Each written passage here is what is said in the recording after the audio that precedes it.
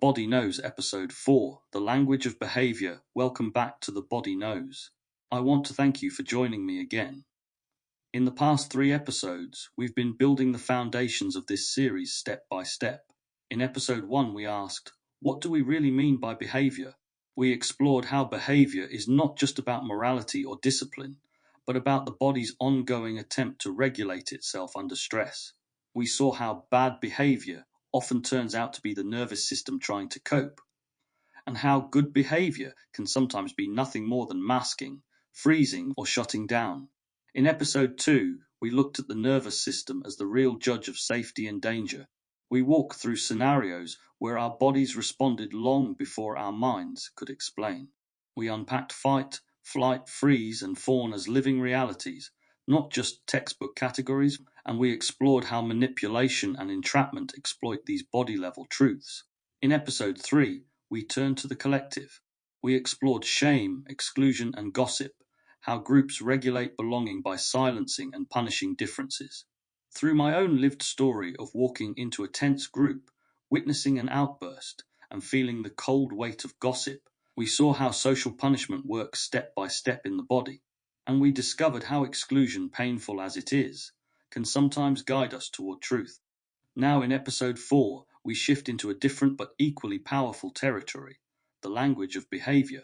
Because here's the thing, behaviour is never just behaviour. It's always interpreted, always named, always framed. And the words we use to describe behaviour carry immense power. Think of it like this. The body expresses a need through movement, through voice, through silence, through rocking, through withdrawal. But before that expression is recognized for what it is, a nervous system signal, it passes through a cultural filter. That filter uses words, good, bad, naughty, defiant, compliant, well-behaved. These words don't describe what's happening inside the body. They describe how the system wants to code that behavior. Language turns biology into morality. When a child rocks in a noisy classroom to calm their sensory system, the body is saying, I am overwhelmed. This helps me regulate. But when the teacher says, stop that, it's disruptive, the behavior is no longer read as regulation. It is reframed as defiance. And when the child suppresses the rocking, forces stillness and smiles politely, the teacher praises them. Good job. Well behaved. What just happened? The nervous system signaled distress. The system redefined that signal through language as bad behavior. The child suppressed the distress. The system is called good behavior. The biology didn't change, only the coding did. And the child learned a painful lesson. Your authentic regulation is wrong. Your mask compliance is right. This is the language of behavior at work. And it is everywhere. Schools use it to enforce discipline. Medicine uses it to define diagnoses. Governments use it to regulate populations. Families use it, often unknowingly, to manage children. And the cost is enormous, because language doesn't just describe behavior, it shapes identity. When you are told often enough that your authentic signals are bad, you begin to believe you are bad. When you are praised for compliance that hurts you, you learn to betray yourself in exchange for belonging. Psychology has wrestled with this for over a century. Behaviorism, the school of thought pioneered by B.F. Skinner's, was built on the idea that behavior could be shaped entirely by reward and punishment. A lever pressed, a pellet given. A noise heard, a shock administered. Skinner believed that inner states didn't matter, only observable behavior counted. Out of this grew an entire culture of coding behavior into moral terms. Compliant versus defiant, reward versus punishment, good versus bad. But neuroscience has since shown us the limits of this view. The nervous system is not a blank slate waiting for conditioning. It is a complex, embodied intelligence constantly regulating safety and distress. To reduce behavior to compliance is to erase the body's truth. And yet, the behaviorist language still dominates schools, workplaces, and even therapy. For autistic children, this language can be devastating. Masking, the suppression of natural behaviors like stimming, movement, or direct honesty, is often praised as progress. But the cost is hidden. Studies show that autistic masking is associated with higher rates of anxiety, depression, and suicidality. The praise for compliance is in fact praise for self-erasure. And over time, that erasure becomes unbearable. I know this personally. I grew up with my own versions of masking, though at the time I didn't have that word. My silence under stress was often praised. He's such a quiet child, so well behaved. But that quietness wasn't peace. It was shut down. It was the nervous system collapsing under the weight of expectation. To be praised for that collapse was confusing, even cruel. It taught me that suffering quietly was more acceptable than expressing pain. That erasure was rewarded, while authenticity was punished. And this isn't just about autism or childhood. It's about all of us. Every time we suppress a truth to avoid being called difficult. Every time we force a smile because we're told to be positive. Every time we sit still when our body aches to move because movement would be inappropriate. The language of behaviour runs through us all, coding our nervous system signals into categories of acceptability. Philosophy helps illuminate this. Ludwig Wittgenstein once wrote, "The limits of my language mean the limits of my world." If we only have words like good and bad to describe behaviour, our world shrinks to morality rather than biology. Jacques Derrida showed how language operates in binaries, good-bad, compliant, defiant, normal-abnormal, and how those binaries always conceal power.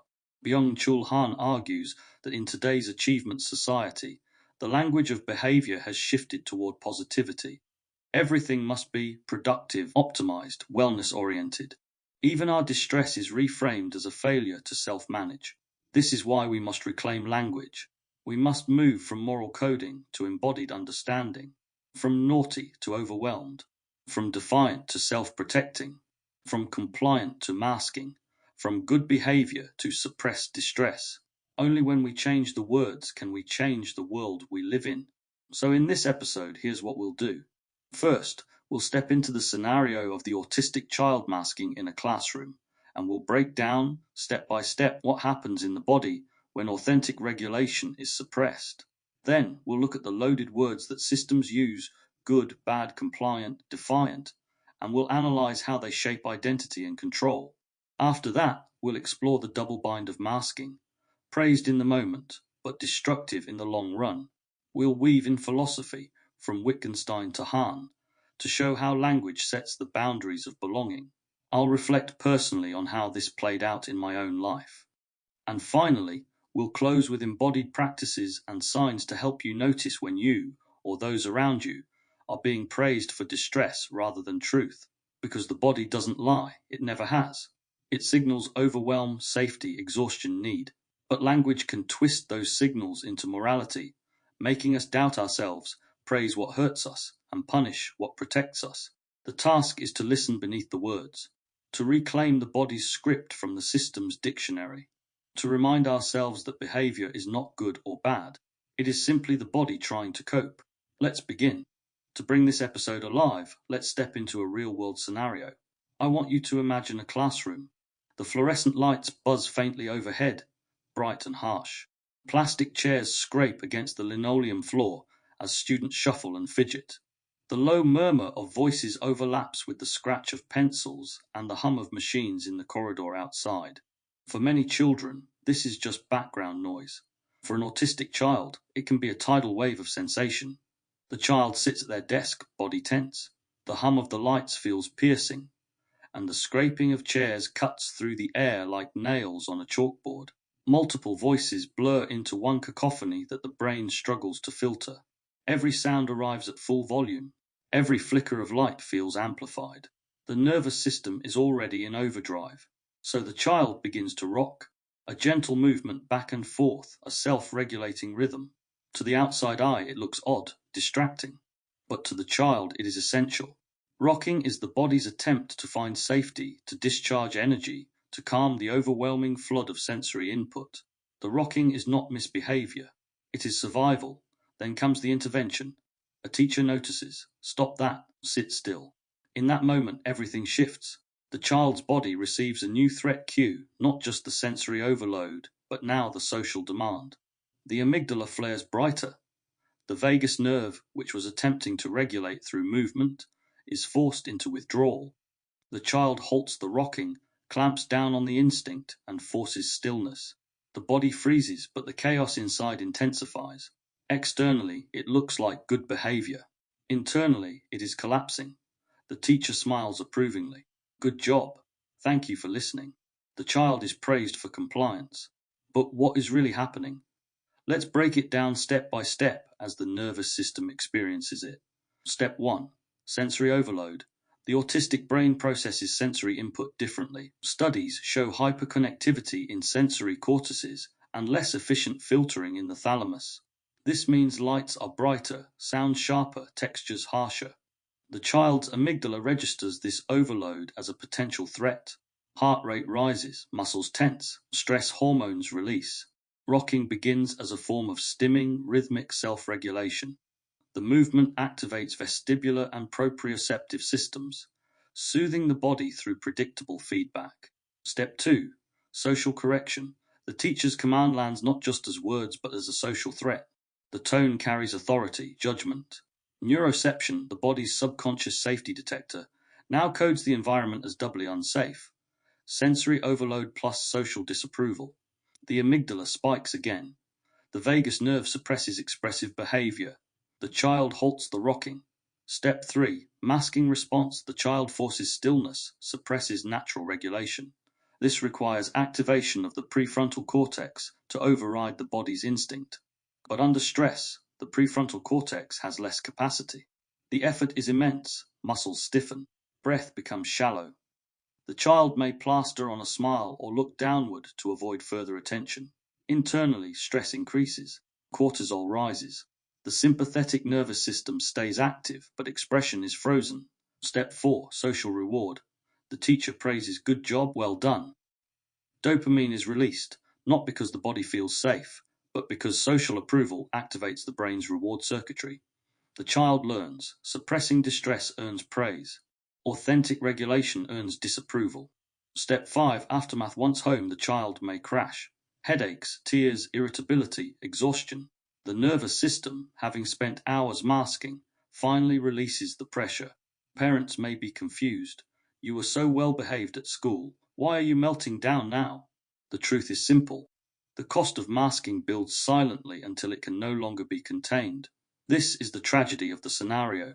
What was praised as good behavior was in fact a nervous system under duress. What was labeled bad behavior, the rocking, was actually the body's attempt to cope. The moral coding inverted the truth. And this isn't just speculation. Research backs it up.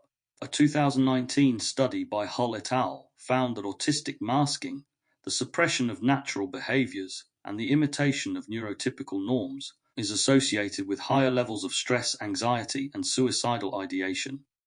Another study by Cage and Troxell Whitman, 2019, revealed that masking is linked to identity confusion and emotional exhaustion. The very behaviors praised as progress in schools and workplaces are in fact risk factors for long-term harm.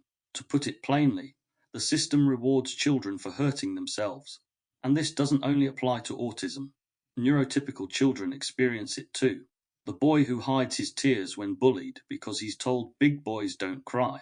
The girl who swallows her anger because good girls don't shout. The student who suppresses their restlessness because sit still is the rule, even though their body needs to move. Across the board, children are taught that authentic nervous system signals are suspect, while suppression is virtuous. In my own life, I can remember moments like this with piercing clarity. Times when I was praised for being quiet, for not causing trouble, for keeping my distress hidden. On the surface, it seemed like affirmation. Inside, it was agony. The body wanted to cry, to shout, to express, but I learned that those signals would be punished or dismissed. Silence, withdrawal, masking, those earned the pat on the head, and so I complied at the cost of myself. Looking back now, I see the confusion this created. I internalized the message that my distress was wrong. The problem wasn't the environment overwhelming me, it was me. That lesson burrows deep, and it doesn't stay in childhood. It follows you into adulthood. You learn to mask in workplaces, in relationships, in social gatherings. You smile when you want to leave. You nod when you disagree. You freeze when you want to fight. And society rewards you for it, calling you professional, polite, disciplined. But the body knows the truth. The headaches, the exhaustion, the late-night meltdowns, the simmering resentment, these are the costs of a lifetime of masking. So let's be clear, behavior is not simply good or bad. It is the body's attempt to survive. When we call a child good for suppressing their distress, we are misnaming pain as virtue. When we call them bad for expressing their regulation, we are misnaming survival as defiance. The language of behavior inverts reality. And until we change the language, we will continue to harm the very people we claim to help. In this scenario, the autistic child masking and being praised is not exceptional. It happens daily in classrooms, families, workplaces, and beyond. But if we can learn to see it differently, if we can learn to translate behavior back into biology, then we can begin to break the cycle. The rocking is not bad. The silence is not good. The body is simply speaking. Our task is to listen. When we talk about behavior, we rarely describe what actually happens in the body. We don't say, her amygdala spiked when the lights flickered, or his vagus nerve is trying to regulate through rocking. Instead, we reach for words that are simple, familiar, and moral. He's being naughty. She's such a good girl. He's acting defiant. She's finally compliant. These words sound harmless on the surface, but they are loaded. They don't describe biology, they prescribe morality. They tell us not just what the person is doing, but what the system expects them to be. Take the word naughty. It's often used with children when they're restless, noisy, or disruptive. But what does naughty really mean? It doesn't tell us whether the child is tired, overstimulated, anxious, or simply excited. It reduces all those possibilities into a single moral judgment: bad. The child isn't overwhelmed, they're misbehaving. The body signals are erased, replaced by a story of guilt. Now consider the word good. When adults praise children for sitting still, being quiet, or holding back tears, they call them good. But here's the problem. Silence and stillness are not always signs of well-being. As we saw in the scenario of the autistic child, stillness can mean shutdown. Quietness can mean overwhelm. The child is not good in that moment. They are collapsing. But because the system values compliance, collapse is praised as a virtue. This is where compliance enters the picture. The word itself sounds neutral. To comply is simply to go along. But in practice, compliance is a moral category. It means you are following instructions, conforming to the group, doing what's expected. For autistic children in behavioural therapies, compliance often means suppressing natural regulation. For employees, compliance means obeying rules, even when they harm well-being. For citizens, compliance means accepting authority, no matter how unjust. Compliance is rewarded not because it reflects health, but because it preserves order. The flip side of compliance is defiance. When someone resists, questions, or refuses, they are labeled defiant. This word carries stigma. To be defiant is to be difficult, disobedient, oppositional. But often, what looks like defiance is actually protection. A child refusing to sit still may be protecting their body from pain. A teenager refusing to conform may be protecting their identity from erasure. A citizen refusing to obey may be protecting their community from injustice. But the system doesn't recognize protection. It rebrands it as rebellion, and rebellion must be punished. What's striking is how deeply these words are ingrained. They shape how we think, how we parent, how we teach, how we govern. A child isn't just tired, they're naughty. A teenager isn't just seeking autonomy, they're defiant. A worker isn't just burned out, they're underperforming. These words don't just reflect reality, they create it. They tell us who belongs and who doesn't, who deserves praise and who deserves punishment. This moral coding is a legacy of behaviorism. In the mid-20th century, psychologists like B.F. Skinner argued that behavior could be controlled through reinforcement. Reward the behaviors you want, punish the ones you don't. Inner states didn't matter, only observable actions did. Out of this came a whole culture of good behavior charts, discipline systems, performance reviews. The nervous system disappeared from view, replaced by categories of compliance and defiance. But the cost of this approach is profound. When we reduce behavior to compliance, we erase the person. We stop asking what the body needs and start asking only what the system wants. And because the system is built on power, not compassion, the result is predictable. Suffering is reframed as morality. Distress becomes disobedience. Suppression becomes virtue. Philosophy sheds more light here. Michel Foucault argued that power works not just through laws and punishments, but through subtle categorizations. When institutions name behaviors as normal or abnormal, they create regimes of truth. The psychiatric label, the school report, the workplace evaluation, these aren't neutral descriptions.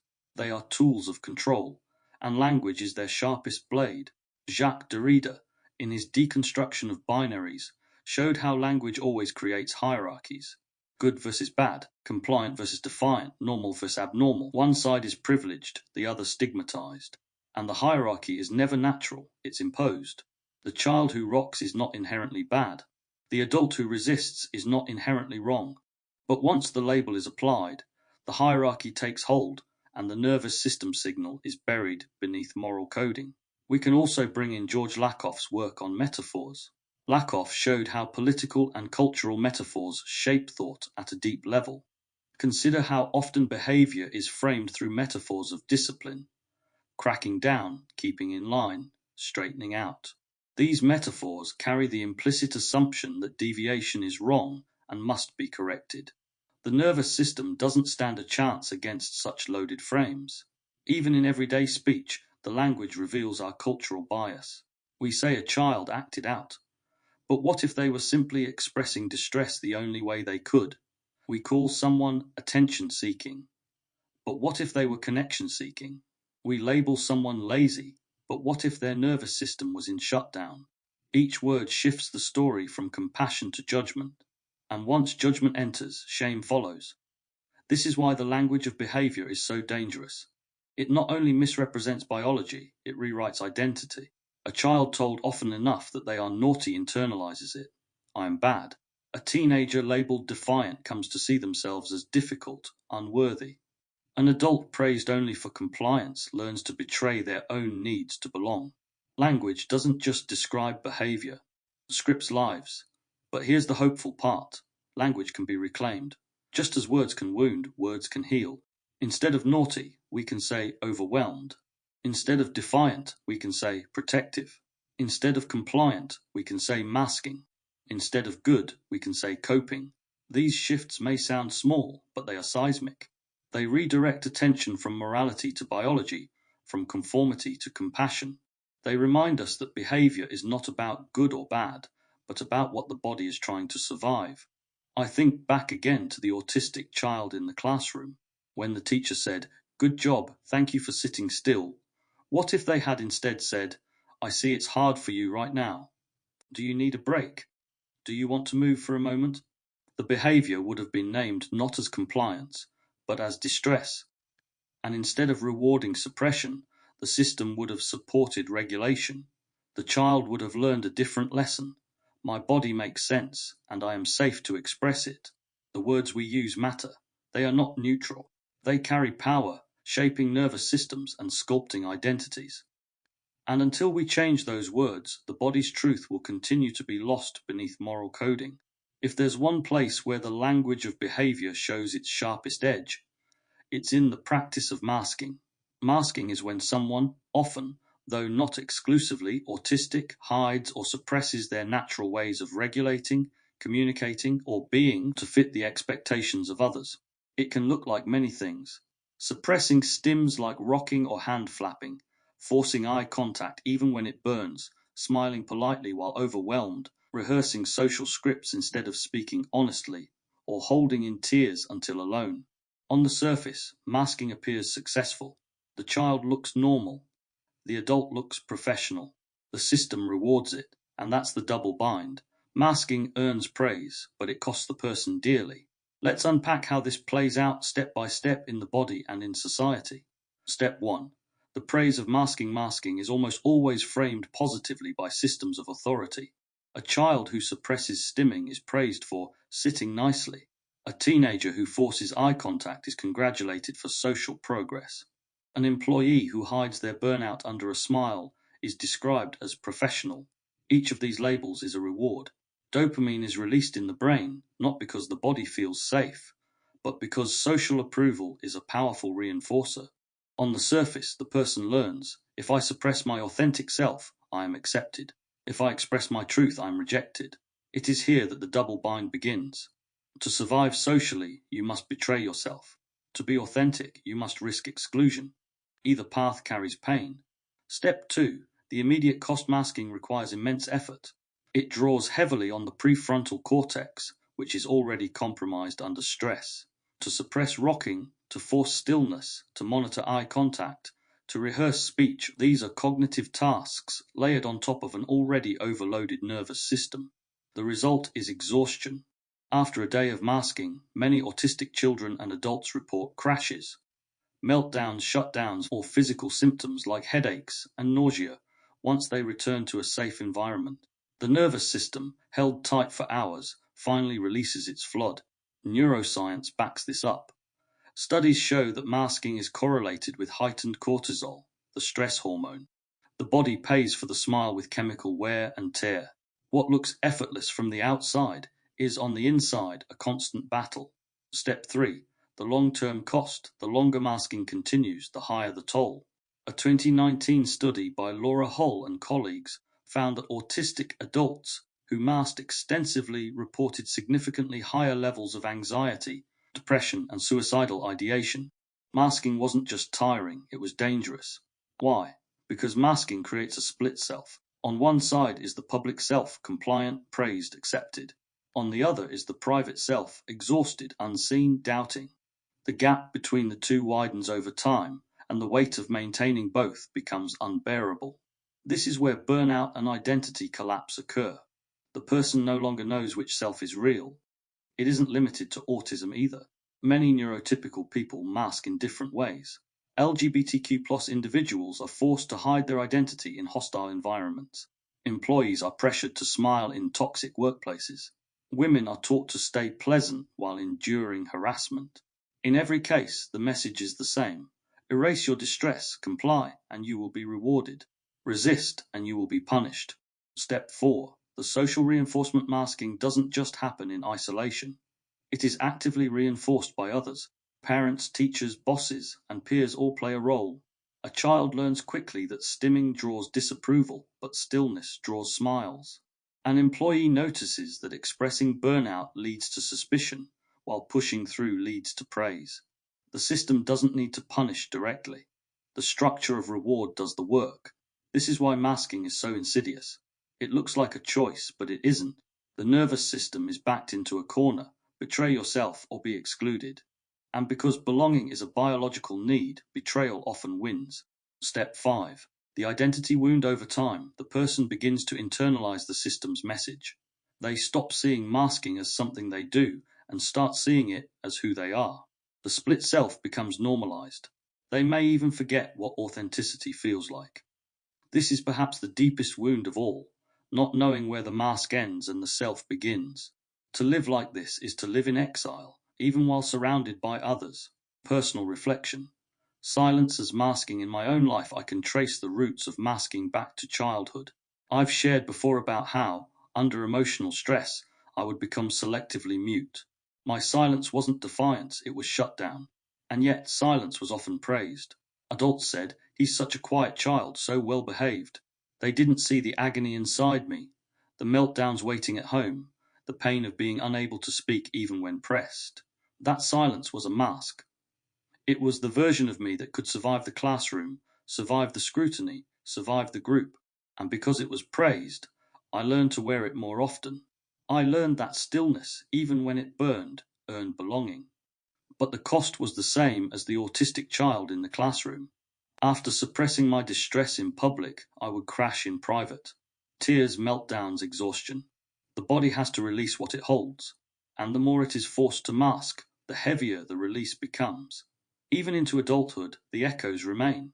In groups, when tension rises, I sometimes default to silence, not because I have nothing to say, but because my body remembers that silence was once praised.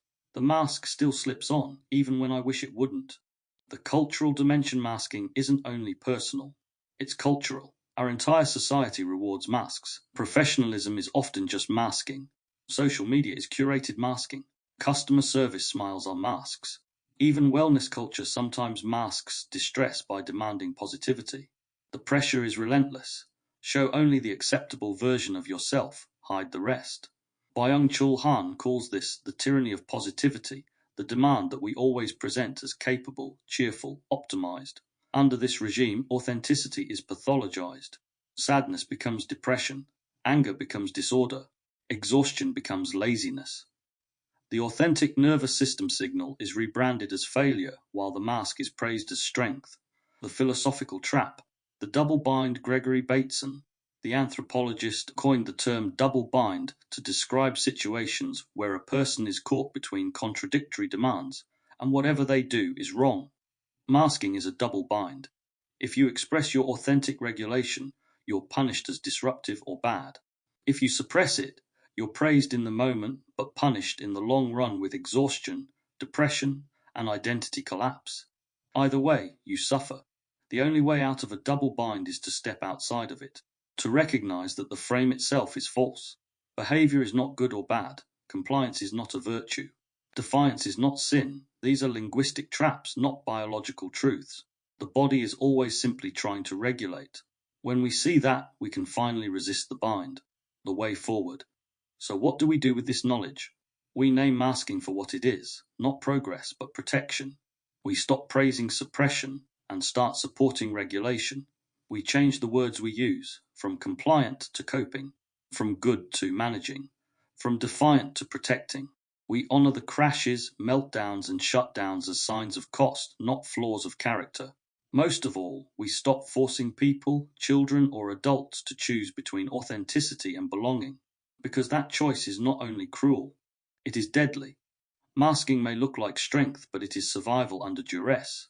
And when survival is constantly demanded, life itself becomes unsustainable. The double bind of masking is that society praises it while the body pays for it. The task before us is to end that bind, to reclaim behavior from the language that distorts it, and to let authenticity be recognized not as defiance, but as truth. When we speak about behavior, we're never just describing what someone does. We're always invoking a framework, a hidden map of meaning that tells us what counts as acceptable, what counts as deviant, and what counts as valuable. The tragedy is that most of us don't even realize we're using these maps. The words feel natural, neutral, inevitable. But they aren't. They are chosen. And behind them sit philosophies, cultural habits, and histories of power. This is where philosophy helps us see more clearly. Wittgenstein. The Limits of Language. Ludwig Wittgenstein famously wrote, "The limits of my language mean the limits of my world." What he meant is that the words available to us don't just describe reality, they define what we are capable of perceiving. If the only words we have for behavior are good and bad, then the world of behavior shrinks into morality. The child rocking in a classroom is not overwhelmed, self-regulating, or processing sensory input.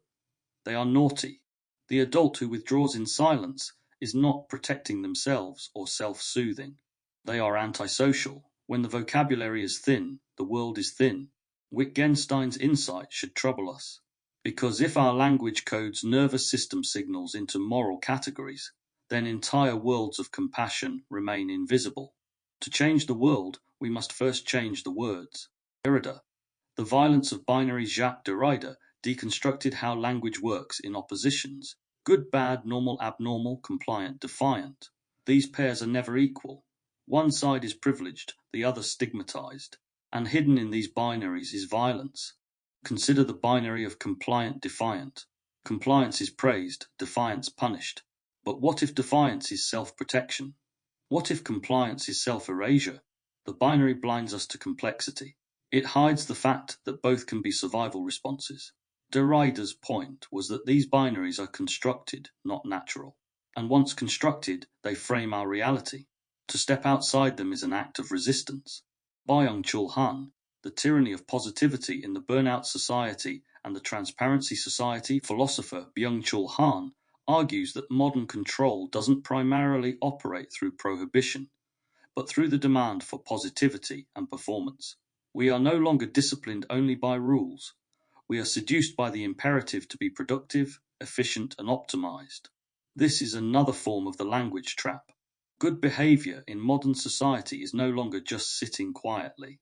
It's meeting targets, self-managing, smiling, always on. The nervous system is exhausted, but the mask of positivity is praised. Distress is reframed as failure to self-optimize. Even burnout becomes a moral flaw rather than a systemic cost. Foucault, Power and Normalization. Michel Foucault showed how power works not just through laws but through categories. Psychiatry, education, and medicine all produce classifications of normal and abnormal behavior. These categories become regimes of truth. When a child is described as having challenging behavior, it sounds clinical, but it is also moral. It implies that the challenge lies in the child, not in the environment. When a patient is diagnosed with oppositional defiant disorder, the very phrase encodes resistance as pathology. Foucault would say, these are not just descriptions, they are instruments of discipline. Contemporary frames. Goffman, Ahmed, and Butler Irving Goffman's dramaturgical model reminds us that behavior is performance. We play roles, we follow scripts, we act on stage. The words used to describe behavior are like stage directions. Be compliant, don't be defiant, stay in character. Step off script and you are shamed. Sarah Ahmed, in The Cultural Politics of Emotion, points out how emotions stick to certain bodies. Anger is tolerated from one person, but coded as aggression from another. Silence is coded as thoughtful in some, but rude in others. Language behavior is never neutral. It is always entangled with race, gender, class, and power. Judith Butler takes this further, arguing that norms are internalized so deeply that they shape identity itself. The child who is constantly told they are naughty or defiant doesn't just hear a label, they embody it. Language literally scripts who we become. Eastern and existential frames. Eastern traditions also offer insight. Taoism emphasizes harmony with the way, flowing with one's natural rhythms rather than suppressing them. From this perspective, stimming, rocking, silence, tears, these are all flows of energy, attempts of the body to return to balance. To suppress them is to block the way, to create disharmony. Buddhism speaks of non-attachment, including non-attachment to the approval of others. Behavior language traps us in craving, to be called good, to avoid being called bad. Liberation comes when we see that these labels are illusions. The body is not moral or immoral, it is simply present. Existentialists like Kierkegaard and Camus argue for authenticity in the face of the crowd. To live authentically is to risk being labeled defiant, disruptive, wrong. But it is also the only way to live truthfully. The courage to resist the language of behavior is, in existential terms, the courage to exist fully. Modern culture. Social media and the marketplace of behavior today, the language of behavior has been amplified by technology. Social media is a global behavior chart. Likes and shares function as rewards. Silence and unfollows function as punishments. The language is implicit but powerful. Engaging is good, cringe is bad, problematic is defiant. What's chilling is how quickly these feedback loops into the body. Notifications deliver dopamine hits. Online shame triggers cortisol spikes. Masking goes digital. Curated profiles, filtered photos, polished statements. The nervous system pays the price, but the language of behavior continues its reign, now at an algorithmic scale. The danger of loaded language. Put all of this together, and we see the same pattern.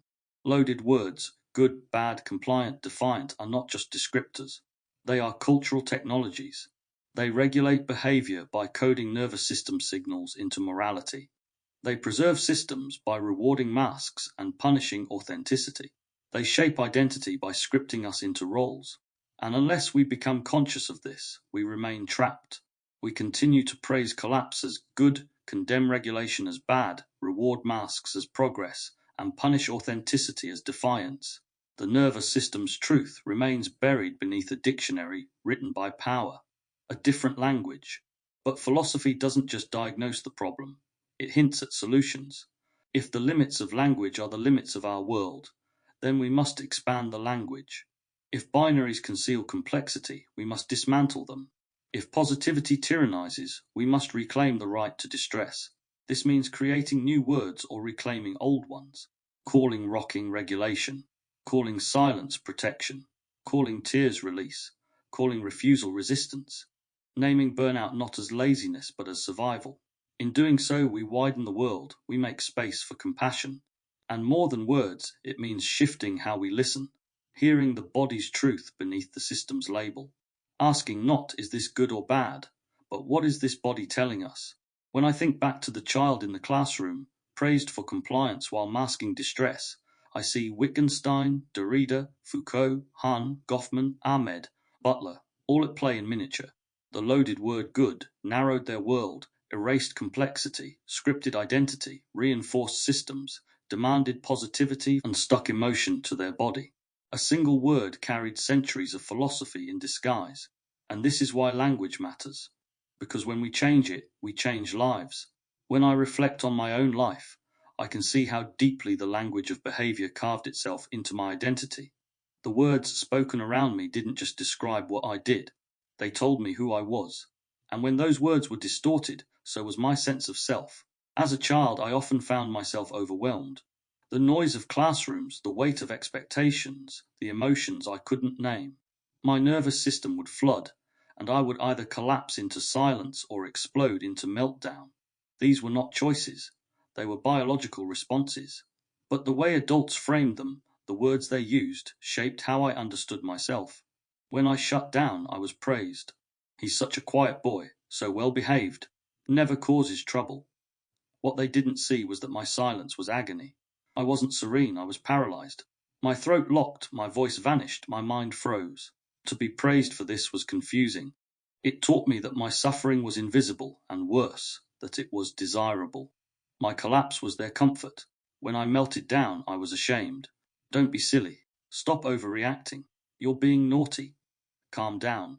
In those moments, I wasn't choosing chaos. I was drowning. The nervous system, pushed beyond its capacity, released energy the only way it could. But instead of being understood as distress, it was labeled as misbehavior. I wasn't seen as overwhelmed, I was seen as bad.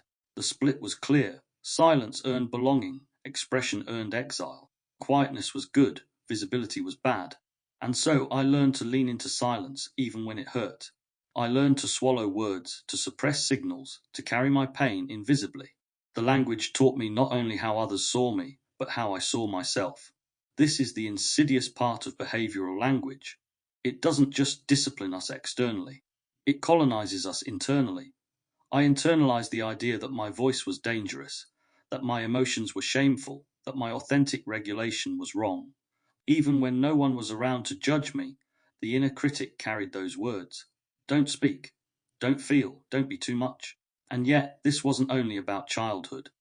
The same dynamics replayed in adulthood, just with a new vocabulary. In schools, I was quiet. In workplaces, I was professional. In groups, I was reserved. These sounded like compliments, but they were still masks. What was praised was not my truth, but my suppression. I remember times when I pushed through exhaustion to meet deadlines, smiling while inside I was burning out. Colleagues would say, "You're so reliable." What they didn't see was that my nervous system was collapsing under the pressure. The praise only reinforced the mask. I learned again that compliance earns approval, while authenticity risks rejection. Even in friendships, the pattern showed itself. When I stayed agreeable, I was liked. When I voiced discomfort, I was avoided or criticized. Slowly, I came to understand that many groups don't want the truth. They want performance.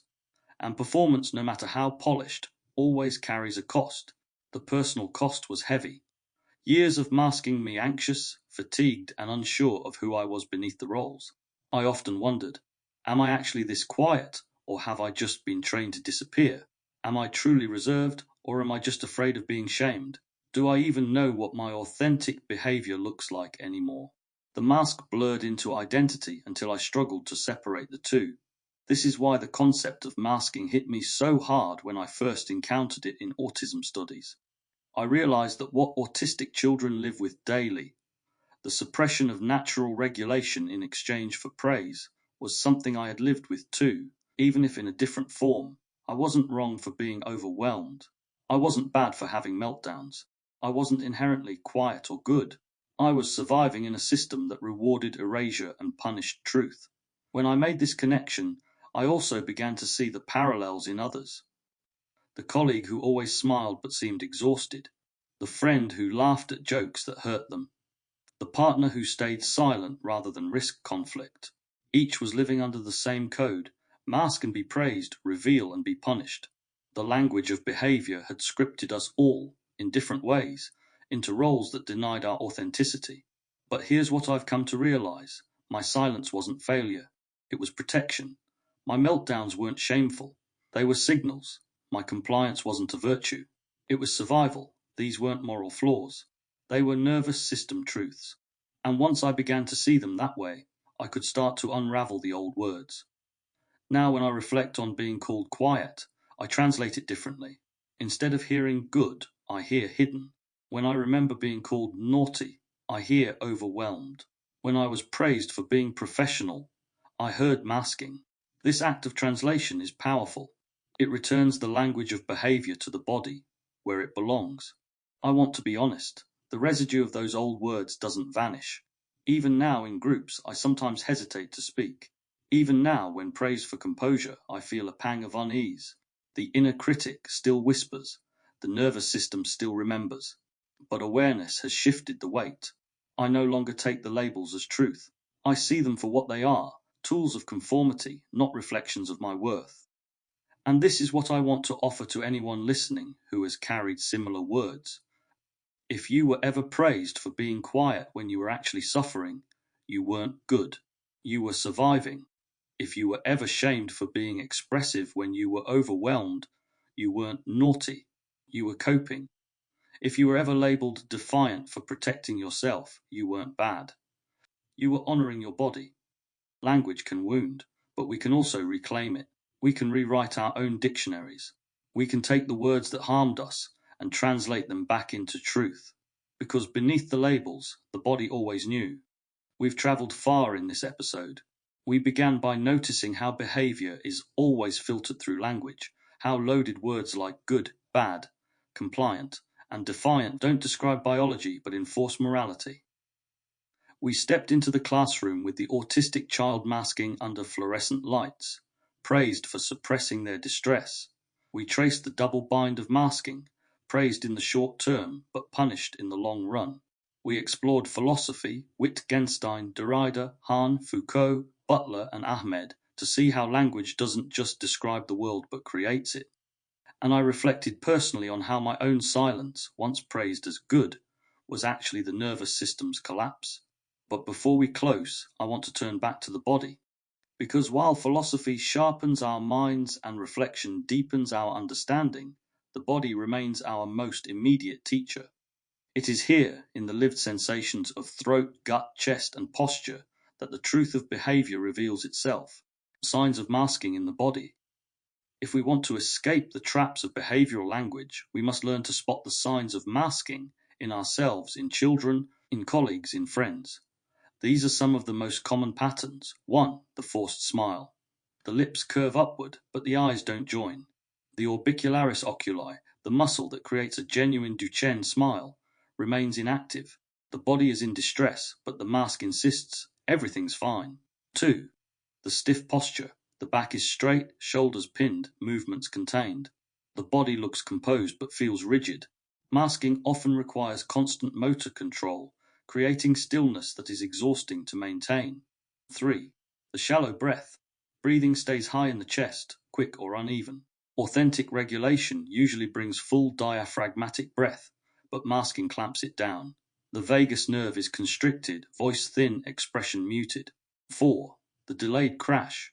After a period of good behavior, there is often a collapse. Meltdowns, tears, irritability, withdrawal. This is not a contradiction, it is a consequence. The nervous system finally releases what was suppressed. 5. The quiet agreement. A child nods along. An adult says yes automatically. But if you watch closely, the face is pale, the eyes unfocused, the voice flat. This isn't consent, it's shut down. Compliance on the surface, distress underneath. Practices for reclaiming behavior. The task is not just to spot these signs, but to respond differently. To create spaces where the body doesn't have to mask to earn belonging. Here are practices to begin. Practice 1. Translate the words. When you hear yourself or others use words like naughty, good, defiant, compliant, pause. Ask, what might the body be doing here? Instead of naughty, consider overwhelmed. Instead of defiant, consider protective. This act of translation widens perception and interrupts the automatic moral coding. Practice 2. Offer co-regulation, not correction. When a child rocks, instead of saying stop, try grounding your own body and offering presence. Sit nearby, soften your gaze, lower your voice. The nervous system thrives on safety cues. Correction demands suppression. Co-regulation invites authenticity. Practice 3. Honor the crash. When someone melts down after masking all day, resist the urge to call it inconsistency. Instead, acknowledge the cost. Say, it looks like you held so much inside today. It makes sense that it's all spilling out now. Recognition transforms shame into legitimacy. Practice 4. Notice your own mask. Reflect on the times you force smiles, suppress tears, or say I'm fine when you're not. Instead of shaming yourself, name it, masking.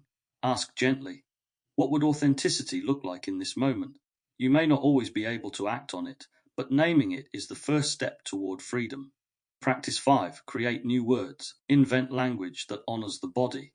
Call a child's restlessness energy-seeking movement. Call silence self-protection. Call refusal boundary. Call tears release. Language doesn't just reflect, it shapes. Write dictionaries of compassion. A reflection for you think back to your own childhood.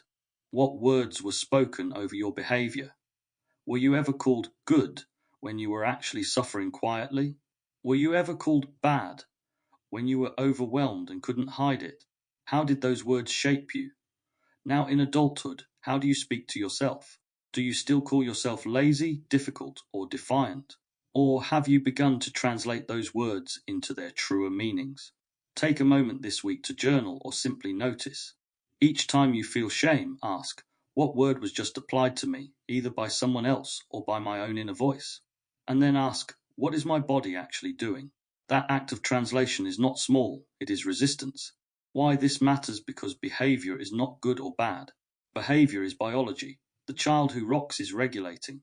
The adult who withdraws is protecting. The teenager who shouts is releasing.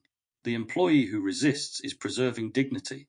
When we misname these truths with loaded words, we don't just distort the moment, we distort lives. We script people into masks, punish them for authenticity, and reward them for collapse. We create a culture where survival is praised and thriving is ignored. But when we reclaim the language, we open a different future. One where nervous system signals are heard as valid. One where behavior is seen as communication. One where authenticity is honored as courage, not condemned as defiance. This has been episode 4 of The Body Knows. We've explored how systems redefine behavior with loaded words, how masking creates a double bind, and how language itself becomes a tool of control, scripting us into roles and rewarding our erasure. But if words shape behavior, they are not the only force at play. Beneath the surface of language lies an even older, deeper system, the body's chemistry of reward and punishment. Every time we are praised, every time approval is granted, dopamine surges. Every time approval is withdrawn, despair floods in. This biological cycle, pleasure and pain, carrot and stick, doesn't just shape individuals. It underpins entire systems of control, from classrooms to cults. In the next episode, episode 5, Pleasure, Pain, and the Dopamine Trap, we'll dive into the addictive nature of reward and punishment. We'll explore why cult rituals feel euphoric, why group praise lights us up, and why the sudden withdrawal of approval can feel like despair. And we'll uncover how the nervous system, wired for survival, can be hooked into cycles of reinforcement that bind us tighter than rules ever could. Until then, remember, your body knows when words are disguising truth, and it also knows when pleasure and pain are being used as levers. Listen closely, because to reclaim your freedom, you must first recognize the trap. And if you'd like to journey deeper, my other projects, The Inversiverse and The Unfiltered Human on the Fringe, weave these threads of psychology, culture, and lived experience into broader explorations of truth and self. Thank you for listening to The Body Knows. James Miller.